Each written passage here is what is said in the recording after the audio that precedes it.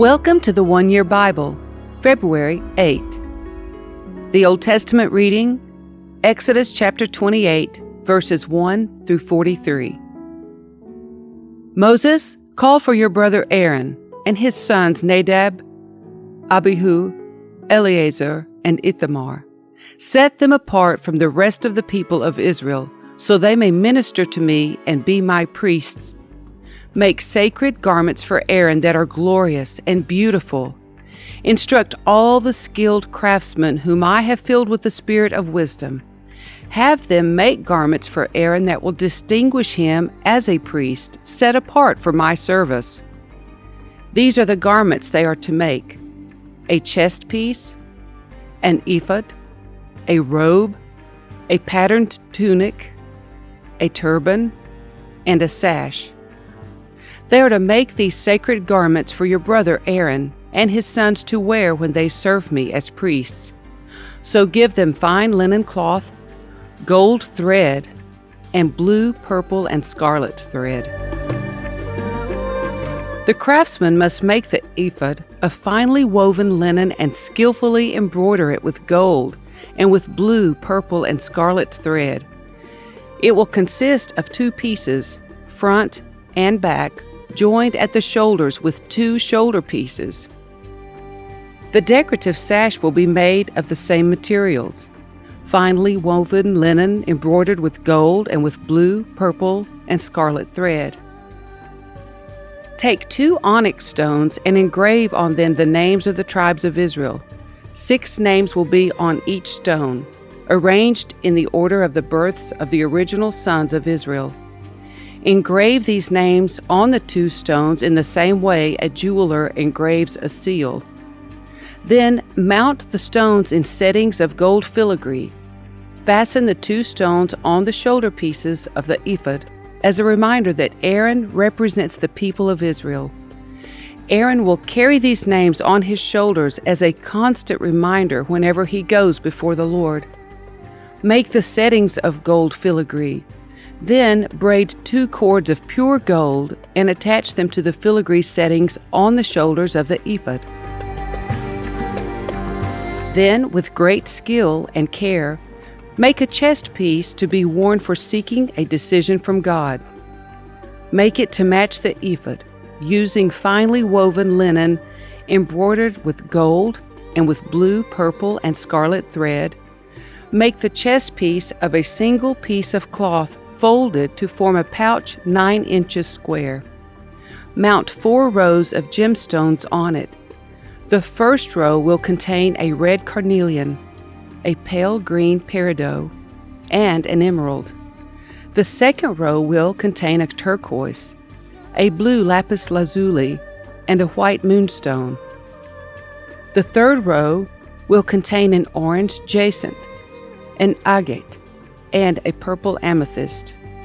The fourth row will contain a blue-green beryl, an onyx, and a green jasper. All these stones will be set in gold filigree. Each stone will represent one of the 12 sons of Israel, and the name of that tribe will be engraved on it like a seal. To attach the chest piece to the ephod, make braided cords of pure gold thread. Then make 2 gold rings and attach them to the top corners of the chest piece. Tie the 2 gold cords to the 2 rings on the chest piece. Tie the other ends of the cords to the gold settings on the shoulder pieces of the ephod. Then make 2 more gold rings and attach them to the inside edges of the chest piece next to the ephod. And make 2 more gold rings and attach them to the front of the ephod, below the shoulder pieces, just above the knot where the decorative sash is fastened to the ephod. Then attach the bottom rings of the chest piece to the rings on the ephod with blue cords. This will hold the chest piece securely to the ephod above the decorative sash. In this way, Aaron will carry the names of the tribes of Israel on the sacred chest piece over his heart when he goes into the holy place. This will be a continual reminder that he represents the people when he comes before the Lord. Insert the Urim and Thummim into the sacred chest piece so they will be carried over Aaron's heart when he goes into the Lord's presence. In this way, Aaron will always carry over his heart the objects used to determine the Lord's will for his people whenever he goes in before the Lord. Make the robe that is worn with the ephod from a single piece of blue cloth, with an opening for Aaron's head in the middle of it. Reinforce the opening with a woven collar so it will not tear. Make pomegranates out of blue, purple, and scarlet yarn, and attach them to the hem of the robe with gold bells between them. The gold bells and pomegranates are to alternate all around the hem. Aaron will wear this robe whenever he ministers before the Lord, and the bells will tinkle as he goes in and out of the Lord's presence in the holy place. If he wears it, he will not die. Next, make a medallion of pure gold and engrave it like a seal with these words, "Holy to the Lord." Attach the medallion with a blue cord to the front of Aaron's turban, where it must remain. Aaron must wear it on his forehead so he may take on himself any guilt of the people of Israel when they consecrate their sacred offerings. He must always wear it on his forehead so the Lord will accept the people. Weave Aaron's patterned tunic from fine linen cloth. Fashion the turban from this linen as well. Also make a sash and decorate it with colorful embroidery. For Aaron's sons, make tunics, sashes, and special head coverings that are glorious and beautiful. Clothe your brother Aaron and his sons with these garments, and then anoint and ordain them. Consecrate them so they can serve as my priests. Also, make linen undergarments for them to be worn next to their bodies, reaching from their hips to their thighs. These must be worn whenever Aaron and his sons enter the tabernacle or approach the altar in the holy place to perform their priestly duties. Then they will not incur guilt and die. This is a permanent law for Aaron and all his descendants after him.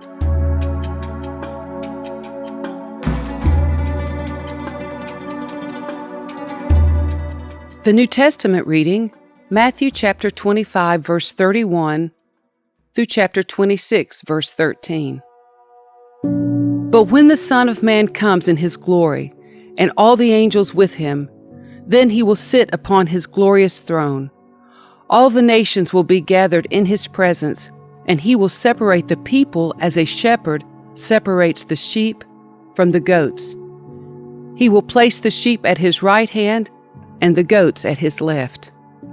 Then the king will say to those on his right, "Come, you who are blessed by my Father, inherit the kingdom prepared for you from the creation of the world. For I was hungry, and you fed me. I was thirsty, and you gave me a drink. I was a stranger, and you invited me into your home. I was naked, and you gave me clothing. I was sick, and you cared for me. I was in prison, and you visited me." Then these righteous ones will reply, "Lord, when did we ever see you hungry and feed you, or thirsty and give you something to drink, or a stranger and show you hospitality, or naked and give you clothing? When did we ever see you sick or in prison and visit you?"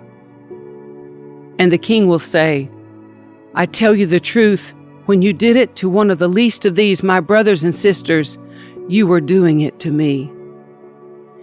Then the king will turn to those on the left and say, "Away with you, you cursed ones, into the eternal fire prepared for the devil and his demons. For I was hungry, and you didn't feed me. I was thirsty, and you didn't give me a drink. I was a stranger, and you didn't invite me into your home. I was naked, and you didn't give me clothing. I was sick and in prison, and you didn't visit me." Then they will reply, "Lord, when did we ever see you hungry or thirsty, or a stranger, or naked, or sick, or in prison, and not help you?" And he will answer, "I tell you the truth, when you refused to help the least of these, my brothers and sisters, you were refusing to help me." And they will go away into eternal punishment, but the righteous will go into eternal life. When Jesus had finished saying all these things, he said to his disciples, "As you know, Passover begins in 2 days, and the Son of Man will be handed over to be crucified." At that same time, the leading priests and elders were meeting at the residence of Caiaphas, the high priest, plotting how to capture Jesus secretly and kill him. But not during the Passover celebration, they agreed, or the people may riot. Meanwhile, Jesus was in Bethany at the home of Simon, a man who had previously had leprosy. While he was eating, a woman came in with a beautiful alabaster jar of expensive perfume and poured it over his head. The disciples were indignant when they saw this. "What a waste!" they said. "It could have been sold for a high price and the money given to the poor." But Jesus, aware of this, replied, "Why criticize this woman for doing such a good thing to me? You will always have the poor among you, but you will not always have me. She has poured this perfume on me to prepare my body for burial. I tell you the truth, wherever the good news is preached throughout the world, this woman's deed will be remembered and discussed."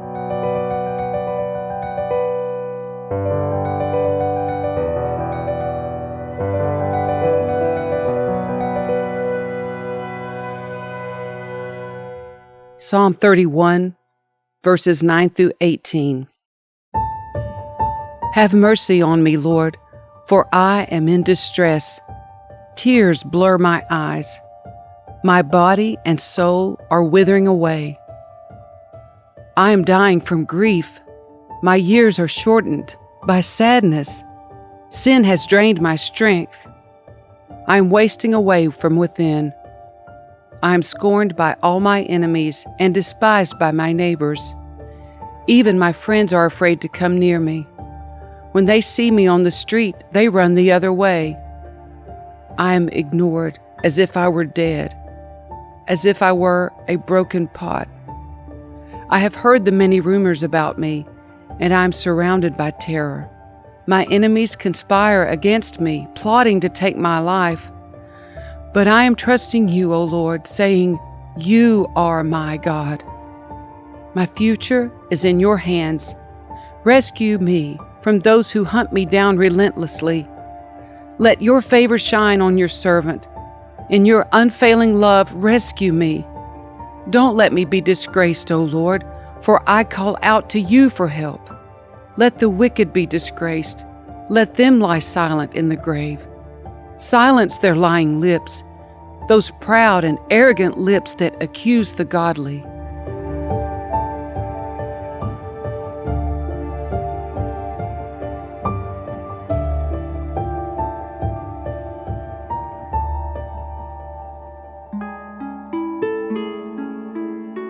Proverbs 8, verses 12 and 13.